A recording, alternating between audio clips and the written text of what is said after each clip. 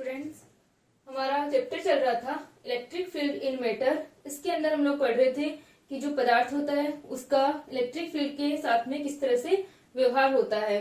तो यहाँ पर हमने प्रीवियस लेक्चर में मोमेंट्स ऑफ चार्ज डिस्ट्रीब्यूशन के बारे में पढ़ा था, आवेश वितरण के आघूर्ण के बारे में।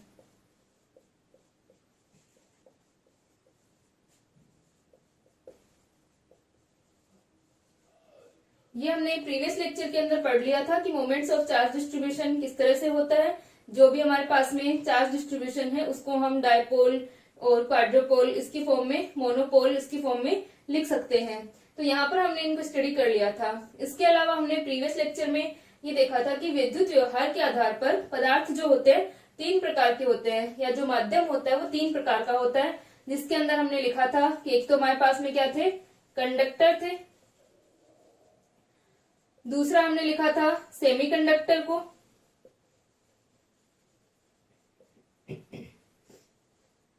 और तीसरा हमने लिखा था इंसुलेटर को। तो यहां पर हमने डिफाइन किया था कि कंडक्टर जो होते हैं इनके अंदर फ्री इलेक्ट्रॉन्स होते हैं और इनकी कंडक्टिविटी जो होती है अच्छी होती है, यानी ये कंडक्शन करते हैं क्योंकि यहाँ पर फ्री इलेक्ट्रॉन्स होते हैं।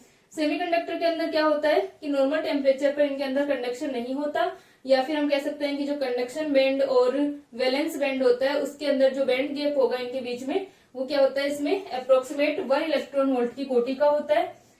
लेकिन जब हम इनमें टेम्परेचर इंक्रीज करते हैं तो यहाँ पर फ्री इलेक्ट्रॉन्स आ जाते हैं और ये कंडक्शन करते हैं। और ये जो इंसुलेटर होते हैं कंडक्टर के अंदर तो क्या होता है कि चालन बैंड और वैलेंस बैंड अतिव्यापन करते हैं, ओवरलैप करते हैं, और इनकी जो कंडक्टिविटी होती है वो ज्यादा होती है, 10⁸ मो पर मीटर की कोटि की होती है। और इंसुलेटर जो होते हैं इनकी जो कंडक्टिविटी होती है वो बहुत ही कम होती है, 10⁻⁻16 मो पर मीटर की कोटि की होती है। तो इंसुलेटर इनके अंदर क्या होते हैं कि फ्री इलेक्ट्रॉन्स नहीं होते हैं, तो ये कंडक्शन नहीं करते हैं। अब जो इंसुलेटर हैं तो ऐसे इंसुलेटर जिनको अगर इलेक्ट्रिक फील्ड के अंदर रखा जाए तो क्या होगा कि इनके अंदर जो चार्जेस हैं उनके अंदर क्या हो जाता है, लोकल विस्थापन होता है। माइक्रो जो यहाँ पर डिस्प्लेसमेंट होगा वो डिस्प्लेसमेंट हो जाता है। जैसे कि मान लो हमारे पास में क्या होगा, कोई एटम है, इसके अंदर जो पॉजिटिव चार्ज है और इसके अंदर इलेक्ट्रॉन्स है। तो इलेक्ट्रॉन्स का जो यहाँ पर सेंटर है, अगर पॉजिटिव और नेगेटिव सेंटर कोइंसाइड करते हैं तो क्या होता है कि इनके लिए डायपोल मोमेंट का मान 0 होता है।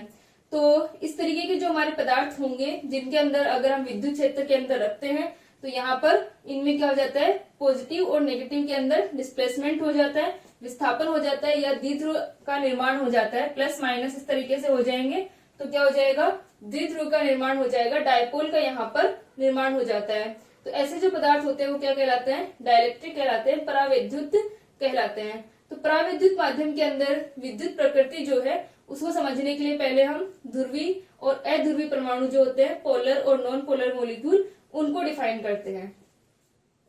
तो आज के लेक्चर में हम लोग जो डेफिनेशंस हैं उनको पढ़ेंगे।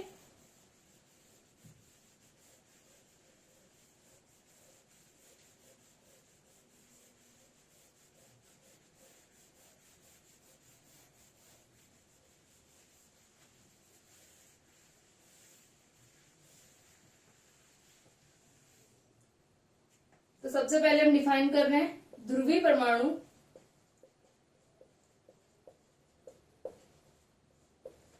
या अणु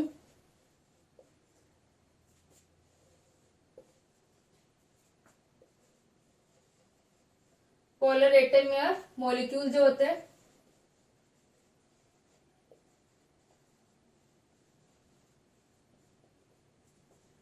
तो जो पोलर एटम या मॉलिक्यूल होते हैं इनके अंदर क्या होगा, आज के लेक्चर में हम लोग थ्योरेटिकल पार्ट पढ़ेंगे, उसके नोट्स मैं आपको दे दूंगी। तो यहाँ पर हम लोग जो पोलर एटम और मॉलिक्यूल को डिफाइन कर रहे हैं वो क्या होते हैं कि जिन एटम्स के अंदर, जैसे हम बात करें एटम्स की, तो एटम्स के अंदर क्या होता है कि न्यूक्लियस के अंदर क्या होगा, पॉजिटिव चार्ज होगा यहाँ पर, और ये जो न्यूक्लियस होता है वो किससे घिरा होता है, इलेक्ट्रॉन क्लाउड से घिरा होता है। यानी यहाँ पर क्या होते हैं, इलेक्ट्रॉन्स होते हैं। जैसे मान लो हम कि नेगेटिव चार्ज है इलेक्ट्रॉन्स का, तो इन नेगेटिव चार्ज का या इलेक्ट्रॉन क्लाउड का जो सेंटर है, अगर ये सेंटर नेगेटिव मान लो यहाँ पर और ये पॉजिटिव, दोनों क्या कर रहे हैं, कोइंसाइड कर रहे हैं, तो इस कंडीशन के अंदर क्या होता है कि इस कंडीशन में जो एटम होगा वो क्या हो जाएगा, नॉन पोलर हो जाएगा। उसके लिए डायपोल मोमेंट का मान क्या हो जाएगा, 0 हो जाएगा, क्योंकि P इक्वल टू हम किससे देते हैं, Q डॉट D से। अब यहाँ पर जो D होती है वो चार्जेस के बीच की डिस्टेंस होती है, तो D का मान 0 हो गया, तो P का मान क्या हो जाएगा, 0 हो जाएगा। तो ऐसे जो मॉलिक्यूल्स होते हैं, यहाँ पर इसी तरह से हम मॉलिक्यूल्स के लिए डिफाइन कर सकते हैं। तो ऐसे जो एटम्स होंगे वो क्या कहलाते हैं, नॉन पोलर कहलाते हैं। इसके अलावा अगर सिमिट्री नहीं है चार्ज डिस्ट्रीब्यूशन के अंदर, जैसे ये इलेक्ट्रॉन्स का जो डिस्ट्रीब्यूशन है, अगर सिमिट्री नहीं होगी तो क्या होगा कि ये जो पॉजिटिव और नेगेटिव ये कोइंसाइड नहीं करते हैं। तो उस कंडीशन में क्या होता है कि यहाँ पर डायपोल का निर्माण हो जाएगा, डायपोल यहाँ पर एग्जिस्ट करेगा, इस वजह से क्या होगा, डायपोल मोमेंट होगा P equal to Q dot D। तो ऐसे जो मॉलिक्यूल्स होंगे या ऐसे जो एटम्स होंगे वो क्या कहलाते हैं, ध्रुवी परमाणु या अणु कहलाते हैं, ध्रुवी पोलर मॉलिक्यूल्स कहलाएंगे। तो जैसे कि हम ध्रुवी परमाणु की, अगर अणु की हम बात करें, तो जिस तरह से हम परमाणु को डिफाइन कर रहे हैं वैसे हम क्या कर सकते हैं, अणु को डिफाइन कर सकते हैं। तो ध्रुवीय अणु के अंदर क्या होगा कि ऐसे जो अणु हैं जिनके अंदर पॉजिटिव और नेगेटिव चार्जेस का जो सेंटर है वो क्या करे, कोइंसाइड नहीं करे, वो क्या कहलाते हैं, ध्रुवीय अणु कहलाते हैं, पोलर मॉलिक्यूल कहलाते हैं। जैसे कि हम एग्जांपल ले सकते हैं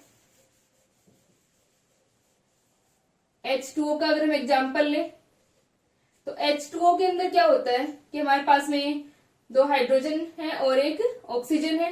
तो यहाँ पर इसकी जो संरचना होती है वो इस प्रकार से होती है। तो यहाँ पर जो डायपोल मोमेंट बन रहा है, ऑक्सीजन पर नेगेटिव चार्ज होगा और इस पर पॉजिटिव होगा। तो यहाँ पर जो डायपोल मोमेंट आएगा वो किस तरह से आ जाएगा कि नेगेटिव टू पॉजिटिव डायरेक्शन होगी।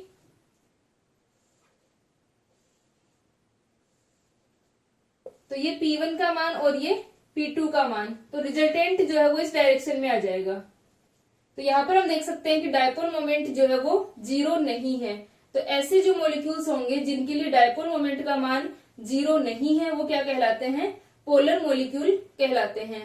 और इसी तरीके से इनके अंदर क्या होता है कि जो नेगेटिव और पॉजिटिव जो चार्जेस हैं, जैसे कि अगर हम एटम की बात करें तो वो क्या करते हैं, कोइंसाइड नहीं करते, इनके जो सेंटर होते हैं। इसके अलावा अगर हम बात करें अध्रुवी परमाणु या नॉन पोलर मॉलिक्यूल की, तो वहां पर क्या होगा,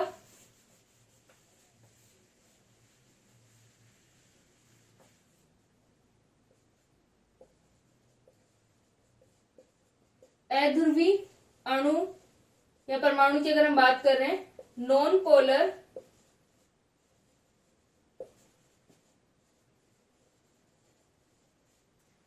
तो उनके अंदर क्या होता है, नॉन पोलर मॉलिक्यूल के अंदर क्या होगा कि जो पॉजिटिव और नेगेटिव चार्जेस हैं, यानी अगर हम एटम की बात करें तो एटम के अंदर क्या होगा, पॉजिटिव चार्ज होगा न्यूक्लियस के अंदर, और जो इलेक्ट्रॉन क्लाउड है उसका सेंटर अगर हम बात करें तो क्या होता है, ये कोइंसाइड करते हैं, यानी एक ही जगह पर होते हैं। तो इनके लिए डायपोल मोमेंट का मान क्या होगा, 0 होगा। तो ऐसे एटम्स क्या कहलाते हैं, नॉन पोलर कहलाते हैं। इसी तरह तरीके से अगर हम मॉलिक्यूल की बात करें तो जैसे कि H2 है, तो यहां पर अपने पास में क्या होगा, इस तरीके से होता है। और अगर हम CO2 की बात करें तो CO2 के अंदर भी क्या होगा, H2, O2, CO2, ये सारे नॉन पोलर मॉलिक्यूल्स होंगे। CO2 के अंदर क्या होता है, तो कार्बन के ऊपर यहाँ पर अपने पास में पॉजिटिव होगा, इन दोनों पर नेगेटिव चार्ज होगा। तो यहाँ पर जो डायपोल मोमेंट आएगा वो किस डायरेक्शन में आ जाएगा, नेगेटिव टू पॉजिटिव, और ये भी नेगेटिव टू पॉजिटिव। यहाँ पर अपना पॉजिटिव है और ये नेगेटिव है, तो ये अपनी P1 की डायरेक्शन हो गई और ये P2 की डायरेक्शन हो गई। तो P1 और P2 की डायरेक्शन दोनों एक दूसरे को क्या करेंगे, कैंसिल करेंगे, क्योंकि सेम है और दोनों की डायरेक्शन क्या है, अपोजिट है। तो इसके लिए रिजल्टेंट क्या हो गया, 0 हो गया। जैसे कि हमने H2O के अंदर देखा, H2O के अंदर क्या हो रहा था, रिजल्टेंट 0 नहीं हो रहा था। वहां पर H2O के अंदर जो डायपोल मोमेंट आ रहा था उसके अंदर क्या होता है कि वो किसी एंगल पर झुके हुए होते हैं। 105 डिग्री यहाँ पर एंगल होता है। तो यहाँ पर हम देख सकते हैं कि P1 की डायरेक्शन ये थी और P2 की डायरेक्शन ये थी, तो रिजल्टेंट इस डायरेक्शन में आता है। कैंसिल नहीं करेंगे एक दूसरे को, दोनों क्या होंगे, इस डायरेक्शन में रिजल्टेंट आएगा, परिणामी जो आएगा इनका। CO2 के अंदर हम देख सकते हैं कि P का मान क्या हो जाता है, 0 हो जाता है। इसी प्रकार H2 के अंदर होगा, यहाँ पर भी ये डायरेक्शन इस तरह से होती है, तो ये 0 हो जाएगा। तो ऐसे मॉलिक्यूल्स जिनके अंदर डायपोल मोमेंट का मान क्या हो जाता है, 0 हो जाता है, वो क्या कहलाते हैं, नॉन पोलर मॉलिक्यूल कहलाते हैं। या हम कह सकते हैं कि जो पॉजिटिव और नेगेटिव चार्जेस का जो सेंटर है वो कोइंसाइड नहीं करता है, संपाती नहीं होता है, तो ऐसे क्या कहलाते हैं, नॉन पोलर एटम या मॉलिक्यूल कहलाते हैं। और पोलर के अंदर क्या होगा, ये कोइंसाइड करता है, तो ये पोलर कहलाते हैं। तो अब हमारे पास में जो नॉन पोलर मॉलिक्यूल या एटम्स हैं यहाँ पर, तो नॉन पोलर मॉलिक्यूल के अंदर क्या होगा, अगर हम इन्हें एक्सटर्नल इलेक्ट्रिक फील्ड के अंदर रखते हैं तो क्या हो जाता है इनके अंदर कि जो पॉजिटिव और नेगेटिव चार्जेस का जो सेंटर है उनमें डिस्प्लेसमेंट हो जाता है, और उस डिस्प्लेसमेंट के कारण इनके अंदर क्या हो जाएगा, इलेक्ट्रिक फील्ड आ जाता है, जो कि बाहर का जो विद्युत क्षेत्र है उसके मान को प्रभावित करता है। और इसी प्रकार से हम डाइलेक्ट्रिक्स को समझ सकते हैं, परावैद्युत को समझ सकते हैं।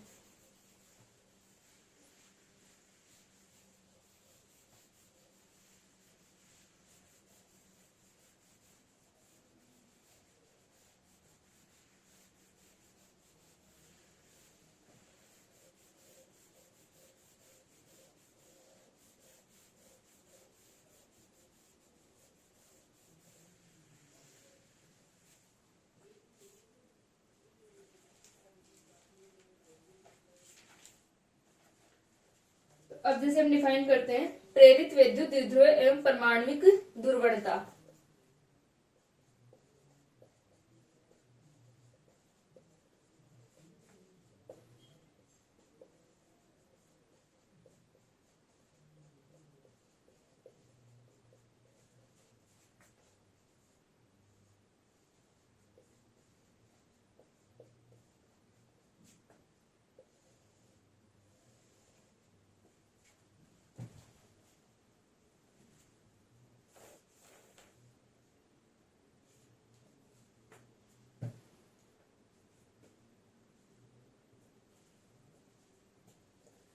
तो यहाँ पर हम डिफाइन कर रहे हैं इंड्यूस्ड इलेक्ट्रिक डायपोल एवं एंड एटॉमिक पोलराइजेबिलिटी। पोलराइजेबिलिटी या पोलराइजेशन क्या होता है कि यहाँ पर हम क्या कर रहे हैं कि जो एटम है उसको एक्सटर्नल इलेक्ट्रिक फील्ड के अंदर रखा जाता है, तो उसका जो डायपोल मोमेंट होगा वो 0 नहीं होगा। अब उसके अंदर डायपोल जो है वो इंड्यूस्ड हो जाता है।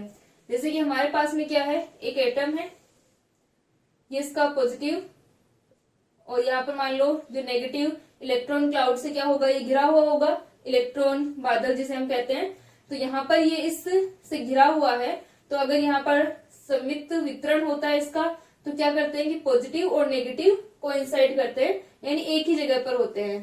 तो यहाँ पर इसको हम इसी तरह से शो कर रहे हैं, इनका जो इलेक्ट्रॉन क्लाउड का जो सेंटर है और न्यूक्लियस यहाँ पर जो पॉजिटिव चार्ज है, दोनों क्या कर रहे हैं, कोइंसाइड कर रहे हैं। तो ये जब कोइंसाइड करते हैं तो इनके लिए क्या होगा कि जब इलेक्ट्रिक फील्ड 0 है, एक्सटर्नल इलेक्ट्रिक फील्ड 0 है, तो यहाँ पर क्या रहेगा, P का मान भी 0 रहेगा। सेकेंड कंडीशन हम लोग लेते हैं।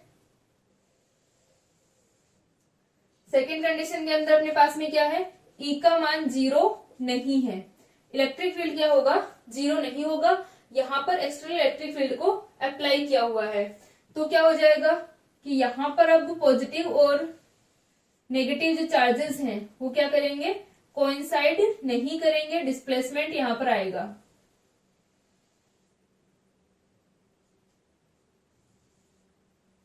इस तरह से हो जाता है।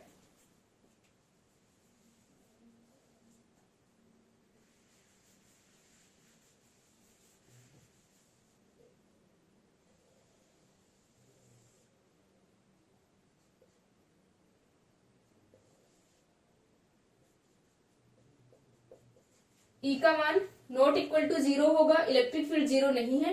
एटम को एक्सटर्नल इलेक्ट्रिक फील्ड के अंदर अगर अपन रखते हैं तो यहाँ पर क्या आता है कि पॉजिटिव और नेगेटिव जो सेंटर था वो क्या हो गया, चेंज हो गया। अब यहाँ पर ये इनके बीच में डिस्प्लेसमेंट आ जाएगा, डिस्प्लेस हो जाएंगे ये। तो अब यहाँ पर डिस्प्लेसमेंट आ गया तो क्या आएगा, द्विध्रुव का मान आएगा। अब ये किस प्रकार से आता है कि हमने कोई एटम ले लिया, इसको हमने एक्सटर्नल इलेक्ट्रिक फील्ड के अंदर रखा हुआ है, तो इलेक्ट्रिक फील्ड के कारण क्या लगेगा, फोर्स लगेगा। Force F equal to Q ही यहाँ पर कार्य करेगा।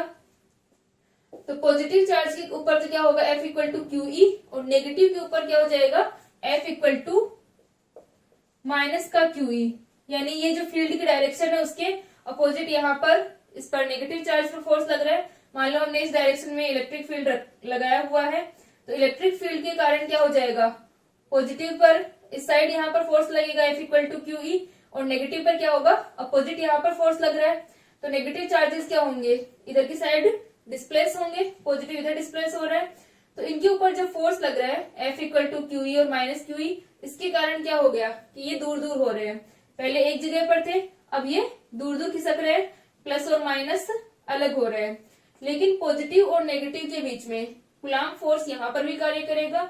ये जो फोर्स लगता है इन दोनों के बीच में अट्रैक्शन फोर्स होगा, क्योंकि पॉजिटिव सेंटर है और ये इलेक्ट्रॉन क्लाउड का जो सेंटर है, तो यहाँ पर पॉजिटिव नेगेटिव के बीच में अट्रैक्शन फोर्स, हम कह सकते हैं आकर्षण बल यहाँ पर लग रहा है। तो उस आकर्षण बल के कारण क्या होगा, वो आकर्षण बल इनकी इस दूरी को कम करने का प्रयास करेगा। इस इलेक्ट्रिक फील्ड के कारण क्या हो रहा है कि पॉजिटिव पर इस साइड फोर्स लग रहा है, वो आगे खिसक रहे हैं, नेगेटिव पर इस साइड फोर्स लग रहा है तो वो इस डायरेक्शन में जा रहे हैं, और जो इनके बीच का फोर्स है वो इस दूरी को कम करने का प्रयास कर रहा है। यानी यहाँ पर क्या होगा कि दो फोर्स लग रहे हैं, तो ये दोनों फोर्स एक दूसरे को बैलेंस करते हैं, और मान लेते हैं कि डी डिस्टेंस तक ये विस्थापित होकर के क्या हो जाता है, रुक जाता है। डी डिस्टेंस तक विस्थापित हुए, पॉजिटिव और नेगेटिव के बीच की जो डिस्टेंस आई वो कितनी आ गई, डी आ गई। उसके बाद में ये विस्थापन रुक जाएगा, क्योंकि दोनों फोर्स वहां पर एक दूसरे को बैलेंस कर लेंगे। तो जितना इसको बैलेंस किया इस फोर्स ने, उससे पहले तक मान लेते हैं कि इनमें कितना डिस्प्लेसमेंट आया, डी डिस्प्लेसमेंट आया। तो यहाँ पर क्या हो जाएगा, इलेक्ट्रिक डायपोल प्रोड्यूस हो जाएगा P equal to Q dot D. अब ये जो एटम है वो क्या हो गया, पोलराइज्ड हो गया, क्योंकि इसके अंदर द्विध्रुव का निर्माण हो गया, वैद्युत द्विध्रुव यहाँ पर इंड्यूस्ड हो गया, इलेक्ट्रिक डायपोल प्रोड्यूस हो गया। तो इलेक्ट्रिक डायपोल प्रोड्यूस हो रहा है। अब ये जो इलेक्ट्रिक डायपोल है इसकी डायरेक्शन जो होगी वो एक्सटर्नल इलेक्ट्रिक फील्ड के डायरेक्शन में ही होती है।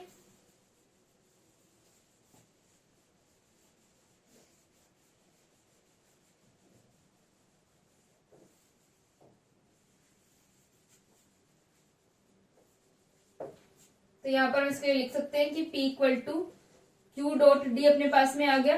ठीक है, P equal to Q dot D, ये क्या है, इलेक्ट्रिक डायपोल है। और ये जो एटम है यहाँ पर क्या हो जाएगा, पोलराइज हो जाएगा। एटम क्या हो गया, इसके अंदर पोलराइज हो गया। तो यहाँ पर अपने पास में इसका जो मान होगा, इसका डायपोल मोमेंट का, वो क्या होगा, प्रोपोर्शनल टू ई होगा।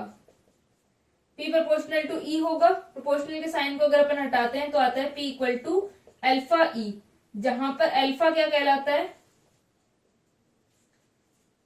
एटॉमिक पोलराइजेबिलिटी, परमाणुविक ध्रुवणता कहलाता है।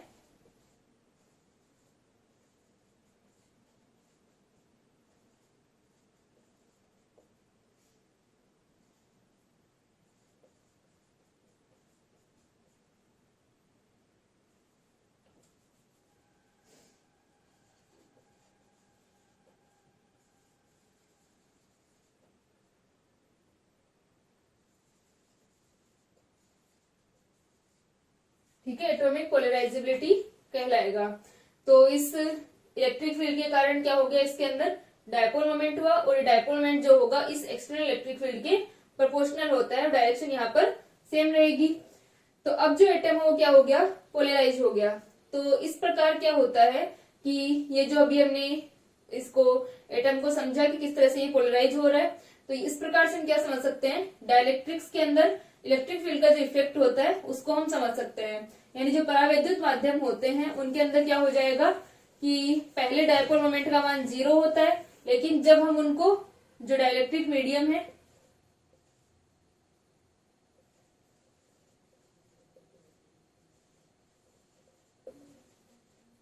इनको जब एक्सटर्नल इलेक्ट्रिक फील्ड के अंदर रखा जाता है तो क्या हो जाता है, इनके अंदर इलेक्ट्रिक फील्ड यहाँ पर अंदर भी क्या हो जाएगा, इलेक्ट्रिक फील्ड आ जाएगा और इनके अंदर क्या बन जाता है, द्विध्रुव का निर्माण हो जाता है, ये ध्रुवित हो जाते हैं यहाँ पर। तो इस प्रकार हम डाइलेक्ट्रिक मीडियम को समझा सकते हैं।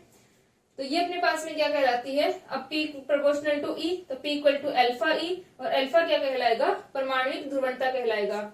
इसका डेरिवेशन हम सोल्व करेंगे कि किस तरह से हम अल्फा का मान निकाल सकते हैं। ठीक है, अभी हम जो डेफिनेशंस है आपकी उनको यहाँ पर डिफाइन कर लेते हैं। जो भी आपके डेफिनेशंस यूज होंगी इसके अंदर उन सबको हम लिख लेते हैं, फिर उसके बाद में हम अल्फा के डेरिवेशन करेंगे।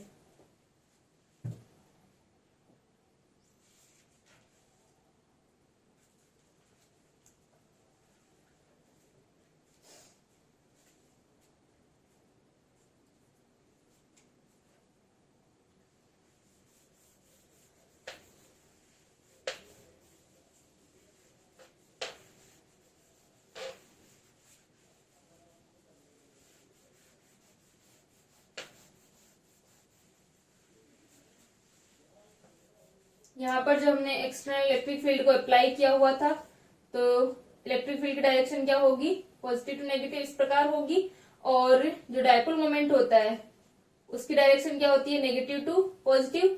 तो ये एक्सटर्नल इलेक्ट्रिक फील्ड और इस डायपोल मोमेंट जो यहाँ पर इंड्यूस्ड हो रहा है, दोनों की डायरेक्शन क्या रहती है, सेम ही रहती है। लेकिन जो अंदर का जो इलेक्ट्रिक फील्ड होगा डाइलेक्ट्रिक्स के अंदर, उसकी डायरेक्शन अपोजिट हो जाती है। उसको अभी हम डिफाइन करते हैं।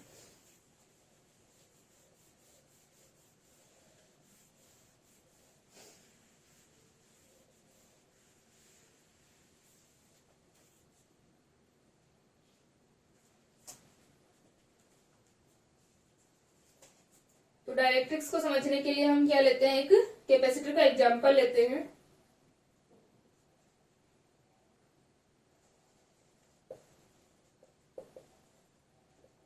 Capacitor filled with a dielectric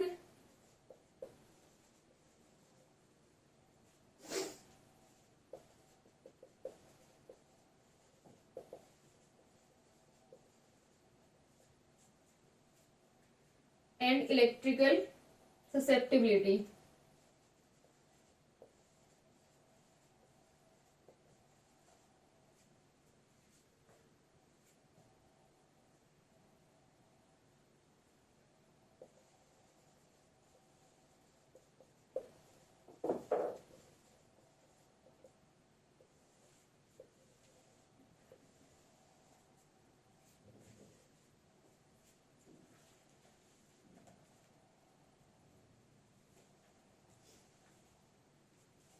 तो जो डाइलेक्ट्रिक मीडियम होते हैं, इनकी विद्युत प्रकृति को समझने के लिए हम क्या लेते हैं, एक कैपेसिटर का यहाँ पर हम क्या ले रहे हैं, एग्जाम्पल ले रहे हैं। सबसे पहले हम लेते हैं कि जो हमारा कैपेसिटर है, यहाँ पर हम एक समांतर प्लेट संधारित्र लेते हैं। इस समांतर प्लेट संधारित्र की जो प्लेटें हैं, यहाँ पर अपने पास में पैरेलल प्लेट कैपेसिटर है। इस पैरेलल प्लेट कैपेसिटर की जो प्लेट्स है, इनको बैटरी से जोड़ते हैं, तो क्या हो जाएगा, इसकी एक प्लेट पर अपने पास में पॉजिटिव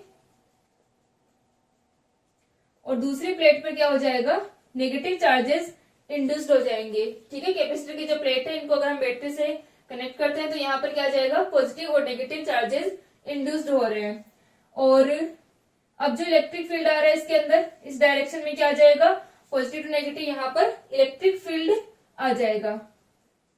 तो कैपेसिटर की जो प्लेट्स हैं, इनके बीच में इलेक्ट्रिक फील्ड का मान क्या हो जाएगा, E equal to sigma upon epsilon naught होता है। यहाँ पर अभी बीच में कोई भी मीडियम नहीं है, तो ये क्या होगा, sigma free upon epsilon naught. तो हम इसको लिख सकते हैं E vector equal to sigma free upon epsilon naught. ये सिग्मा फ्री हम किसके लिए ले रहे हैं कि ये जो चार्जेस, ये जो सिग्मा फ्री है वो क्या है, पृष्ठ आवेश घनत्व है।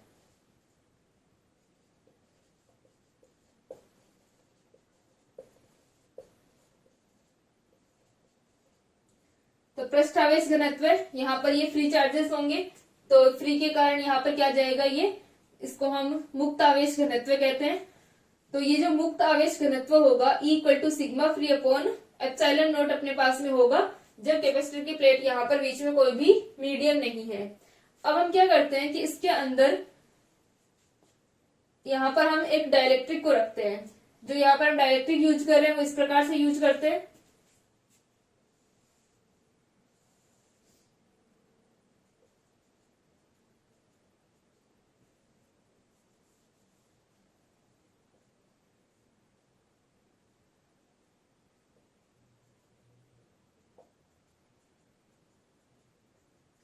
पहले यहाँ पर इनके मध्य कोई भी मीडियम नहीं था। अब एक डाइलेक्ट्रिक को हमने इसके बीच में रख दिया है। कैपेसिटर की जो प्लेट्स है उनको हमने बीच में किससे भर दिया है, डाइलेक्ट्रिक से भर दिया है। तो डाइलेक्ट्रिक को जब इसके अंदर रख देंगे तो क्या होगा कि इस डाइलेक्ट्रिक के अंदर, क्योंकि यहाँ पर इलेक्ट्रिक फील्ड है, तो इस इलेक्ट्रिक फील्ड के कारण इसके जो पॉजिटिव और नेगेटिव चार्जेस है उनके अंदर क्या आ जाएगा, डिस्प्लेसमेंट आ जाएगा। तो हमें पता है कि इस इलेक्ट्रिक फील्ड के कारण पॉजिटिव और नेगेटिव चार्जेस के ऊपर क्या लगता है, फोर्स लगता है, F इक्वल टू क्यू ही लगेगा। तो इलेक्ट्रॉन या जो हमारा पॉजिटिव और नेगेटिव चार्ज है उन पर अपोजिट डायरेक्शन में क्या होगा, फोर्स होगा। तो यहाँ पर क्या बनना स्टार्ट हो जाते हैं, डायपोल मोमेंट बनना स्टार्ट हो जाते हैं।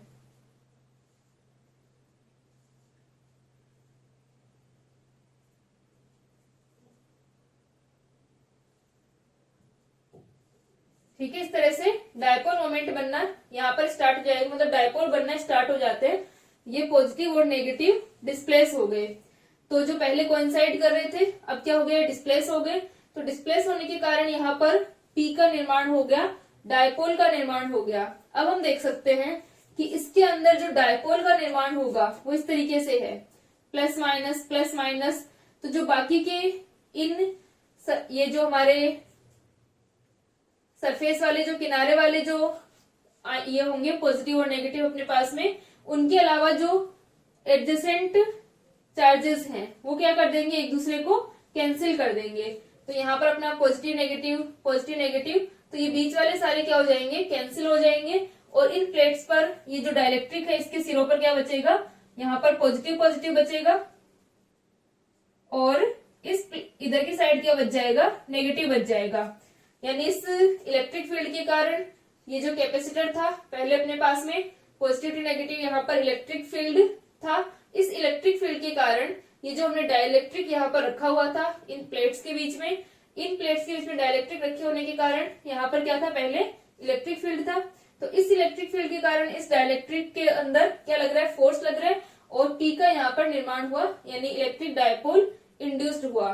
तो ये जो इलेक्ट्रिक डायपोल यहाँ पर इंड्यूस्ड होगा तो ये बीच वाले जो सारे पॉजिटिव नेगेटिव है कैंसिल हो जाएंगे और सिरों पर क्या बच जाएगा, इस पर पॉजिटिव बच जाएगा और इस पर नेगेटिव बच जाएगा, क्योंकि ये सारे इस तरह से बनते जा रहे हैं, पॉजिटिव नेगेटिव। ठीक है, तो यहाँ पर ये बीच वाले सारे कैंसिल हो जाएंगे और ये सिरों वाले बच जाते हैं।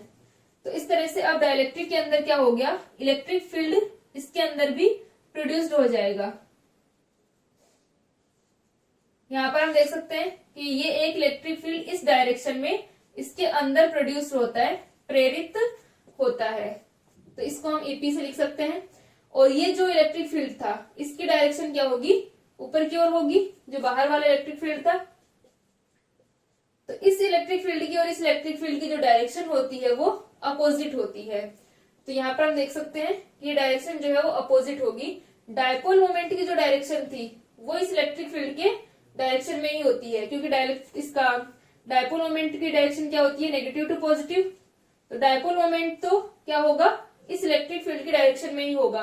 यानी जो पोलराइजेशन होता है वो तो क्या होगा, इलेक्ट्रिक फील्ड की डायरेक्शन में ही पोलराइज्ड होगा ये, लेकिन इसके अंदर का जो इलेक्ट्रिक फील्ड है वो क्या होगा, अपोजिट होगा, बाहर वाले इलेक्ट्रिक फील्ड के अपोजिट होगा। तो इसकी थ्योरी के अंदर हम लिख सकते हैं,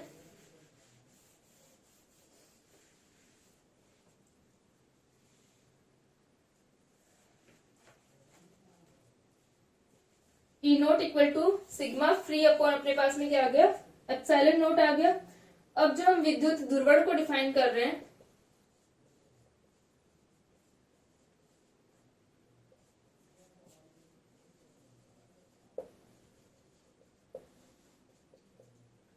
तो जब इसके अंदर इलेक्ट्रिक फील्ड यहाँ पर प्रोड्यूस हो गया है, यानी डायपोल बन गए हैं, तो इसको हम क्या कहते हैं कि ये अब क्या हो चुका है, पोलराइज्ड हो चुका है। तो यहाँ पर क्या आ जाएगा, अब इलेक्ट्रिक फील्ड का मान आएगा। और ये जो इलेक्ट्रिक फील्ड आता है ईपी, वो क्या होता है, माइनस का sigma P upon epsilon not होगा, क्योंकि इस इलेक्ट्रिक फील्ड के अपोजिट इसकी डायरेक्शन होगी। और ये सिग्मा पी हमने किसके लिए यूज किया है, जो ये प्रेरित आवेश यहाँ पर आए हैं, इंड्यूस्ड चार्ज जो यहाँ पर आए हैं, ये जो बाहर वाले हैं इनके लिए हम क्या यूज करेंगे, सिग्मा फ्री यूज करेंगे, क्योंकि ये मुक्त आवेश है। और ये क्या होते हैं, बद्ध आवेश में इन्हें कहते हैं, और इन्हें हम प्रेरित आवेश सिग्मा पी से, ये जो पृष्ठ घनत्व होगा इनका सिग्मा पी से हम इसे रिप्रेजेंट करेंगे। तो अब ईपी का मान यहाँ पर क्या हो जाएगा, माइनस का sigma P upon epsilon not होगा। ठीक है, एक बार इस डायग्राम को बना लो, फिर हम थोड़ी थ्योरी लिखते हैं इसकी।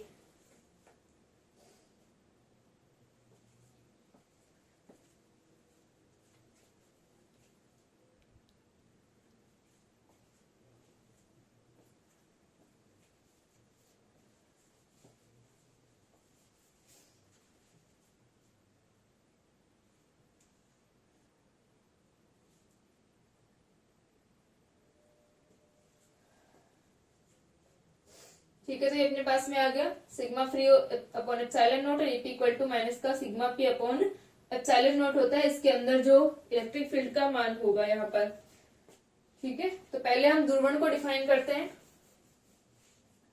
तो यहाँ पर अपने पास में दोनों प्लेट्स पर क्या आ गया, पॉजिटिव और नेगेटिव चार्ज आ रहा है। तो हम लिख सकते हैं कि जो एक पृष्ठ पर आवेश का मान क्या हो जाएगा, आवेश का मान क्या होता है, Q equal to D Q equal to sigma D A होता है। D Q equal to sigma D A अपने पास में होगा, तो एक तो पृष्ठ पर आवेश का मान कितना हो जाएगा, प्लस का सिग्मा डीए, और दूसरे पृष्ठ पर क्या होगा, माइनस का सिग्मा डीए होगा। ठीक है, यहाँ पर अपने पास में आवेश का मान क्या आ जाएगा, प्लस सिग्मा डीए और माइनस का सिग्मा डीए आ जाएगा, क्योंकि ये दोनों पृष्ठों पर एक पर प्लस और एक पर माइनस का क्या हो रहा है, चार्ज इंड्यूस्ड हो रहे, प्रेरित हो रहे आवेश। तो ये अपने पास में मान आया D Q equal to sigma D A minus sigma D A. और यहाँ पर अपने पास में क्या होता है, P का मान क्या होता है, द्विध्रुव आघूर्ण P equal to Q into D होता है, चार्ज इंटू डिस्टेंस होती है, और इसके प्लेटों के बीच की जो दूरी थी D, उतनी ही मोटाई का हमने क्या रखा है, यहाँ पर डाइलेक्ट्रिक रखा है, परावैद्युत रखा है। तो ये P का मान क्या हो जाएगा, Q इंटू डी होता है। तो डायपोल मोमेंट का मान आ गया सिग्मा डीए। एक आवेश का परिमाण हम यहाँ पर ले लेंगे, तो एक आवेश का परिमाण हम साइन को यूज नहीं करेंगे, कितना आ जाएगा, मैग्नीट्यूड कितना आ जाएगा, सिग्मा डीए आ जाएगा। तो सिग्मा डीए डॉट डी, तो ये क्या बन गया, यहाँ पर अपने पास में ये क्या बन जाएगा, वॉल्यूम बन जाएगा।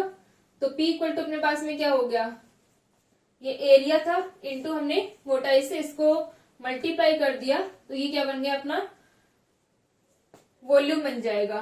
तो इसको हम लिख सकते हैं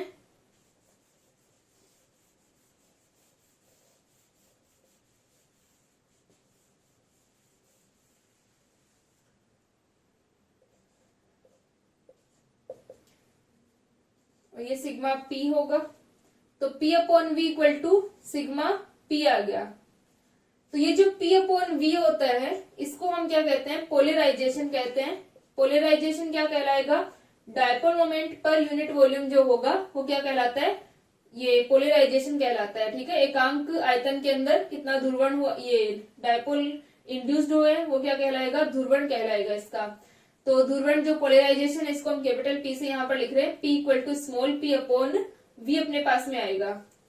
तो और स्मॉल p का मान हम यहाँ से रख सकते हैं, स्मॉल p का मान कितना होता है, sigma p D A dot D, या सिग्मा p यहाँ पर अपने पास में डीए डॉट डीए जो आएगा, तो p का मान किसके इक्वल आ जाता है, सिग्मा p के इक्वल आ जाता है। ठीक है, यहाँ से इसको इस तरह से लिख सकते हैं, p equal to small p upon v है, इसका मान sigma p D A dot D लिख सकते हैं, और वॉल्यूम भी क्या हो जाएगा, डीए डॉट डी होगा। तो P का मान कितना हो जाएगा, सिग्मा P के इक्वल हो जाएगा। और ये क्या कहलाता है, पोलराइजेशन, ध्रुवण कहलाता है। P अपॉन V का मान ध्रुवण कहलाता है, पोलराइजेशन कहलाता है, और P इक्वल टू होगा सिग्मा P के इक्वल होगा। ठीक है, इसको लिख लो।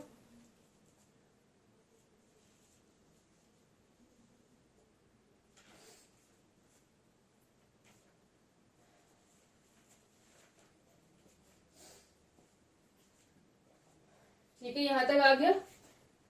तो ध्रुवण को हम क्या लिख सकते हैं, T को प्रेरित द्विध्रुव आघूर्ण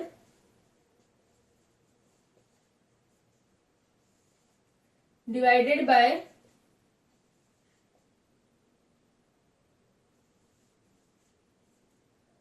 आयतन। तो प्रति एकांक आयतन जो डायपोल मोमेंट इंड्यूस्ड होगा वो किसके इक्वल होता है, पोलराइजेशन के इक्वल होता है। यानी जब यहाँ पर डायपोल इंड्यूस्ड हो जाएंगे तो हम क्या कहते हैं कि जो यहाँ पर अपना डाइलेक्ट्रिक जो था वो क्या हो गया, पोलराइज्ड हो गया है। अब अपन ने डिफाइन किया था कि इसके अंदर जो ईपी का मान होगा वो कितना होगा, माइनस का sigma P upon epsilon not होगा, क्योंकि इस इलेक्ट्रिक फील्ड की जो डायरेक्शन है वो एक्सटर्नल इलेक्ट्रिक फील्ड के अपोजिट है। तो इसको हम क्या लिख सकते हैं, माइनस का sigma P upon epsilon not लिख सकते हैं। और माइनस का सिग्मा पी जो है वो किसके इक्वल है, पोलराइजेशन के इक्वल है। अभी हमने लिखा कि जो पी का मान होता है वो माइनस पी के इक्वल होता है। तो इलेक्ट्रिक फील्ड का मान कितना आ जाएगा,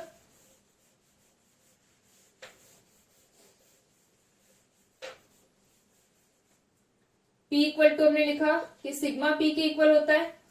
तो और इलेक्ट्रिक फील्ड का जो मान है, इस डाइलेक्ट्रिक के लिए जो इलेक्ट्रिक फील्ड का मान आया वो माइनस का sigma P upon epsilon not आया। तो इसे हम लिख सकते हैं माइनस का P अपॉन एप्सिलॉन नॉट लिख सकते हैं। ठीक है, E vector equal to minus का P अपॉन एप्सिलॉन नॉट, यानी जो पोलराइजेशन होगा उसकी डायरेक्शन क्या होगी, एक्सटर्नल जो इलेक्ट्रिक फील्ड है उसकी डायरेक्शन में होगी। यहाँ हम कह सकते हैं कि जो डायपोल मोमेंट इंड्यूस्ड हुआ है वो क्या होगा, एक्सटर्नल इलेक्ट्रिक फील्ड की डायरेक्शन में होगा। अब इस इलेक्ट्रिक फील्ड के कारण अंदर की ओर जो इलेक्ट्रिक फील्ड है वो अपोजिट डायरेक्शन में है। तो ये क्या करता है, इस बाहरी विद्युत क्षेत्र को कम करने का यहाँ पर क्या करेगा, प्रयास करेगा। इसके कारण ये क्या हो रहा है, कम हो रहा है यहाँ पर। ठीक है, तो हम लिख सकते हैं कि जो पोलराइजेशन है P प्रोपोर्शनल टू क्या होगा, E होगा। यहाँ पर पहले हमने जो P प्रोपोर्शनल टू E लिखा था वो हमने डायपोल मोमेंट के लिए लिखा था, और जब हमने इसको हटाया था तो अपने पास में क्या आया था, अल्फा E आया था। अब जो पोलराइजेशन होगा वो प्रोपोर्शनल टू क्या होगा, E होगा। इसको हम हटाते हैं तो अपने पास में आता है एप्सिलॉन नॉट जाई E आता है। तो ये जो जाई है वो क्या कहलाती है, ससेप्टिबिलिटी कहलाती है। इलेक्ट्रिकल ससेप्टिबिलिटी यहाँ पर क्या कहलाएगी, ये विद्युत प्रवृत्ति कहलाती है। ठीक है, जाई का जो मान होगा वो क्या कहलाएगी, विद्युत प्रवृत्ति कहलाती है। अब इलेक्ट्रिक फील्ड का मान अगर ज्यादा होता है तो जाई जो है वो नियत नहीं रहती है, और इलेक्ट्रिक फील्ड अगर कम होगा तो जाई जो है वो नियत रहता है। तो यहाँ पर हम इसको विद्युत प्रवृत्ति को डिफाइन करते हैं P equal to epsilon naught जाई E से। और ये अपने पास में क्या है, पोलराइजेशन है। Polarisation proportional to electric field होगा, और डायपोल मोमेंट भी जो है वो प्रोपोर्शनल टू इलेक्ट्रिक फील्ड होगा। बस जो अंदर वाला इलेक्ट्रिक फील्ड है इसकी डायरेक्शन क्या होगी, अपोजिट होगी इस बाहर वाले इलेक्ट्रिक फील्ड से। ठीक है, तो ये सारा आपका थ्योरेटिकल पोर्शन था। इसकी जो भी डेफिनेशंस हैं कि ससेप्टिबिलिटी किसको कहते हैं, डायपोल मोमेंट किसे कहते हैं, पोलराइजेशन किसे कहते हैं, डाइलेक्ट्रिक की डेफिनेशन है, ये सारी डेफिनेशन मैं आप लोगों को नोट्स दे दूंगी इसके, तो उसके अंदर आपकी लिखी हुई रहेंगी। और बाकी जो आपका डेरिवेशन है अल्फा का वो हम इसको नेक्स्ट लेक्चर में करेंगे, और बाकी की सारी इसके अंदर डेफिनेशंस हैं। ठीक है, तो नेक्स्ट लेक्चर में हम कंटिन्यू करते हैं, और जो आज की जो डेफिनेशंस थी उनके मैं आपको नोट्स प्रोवाइड करवा दूंगी।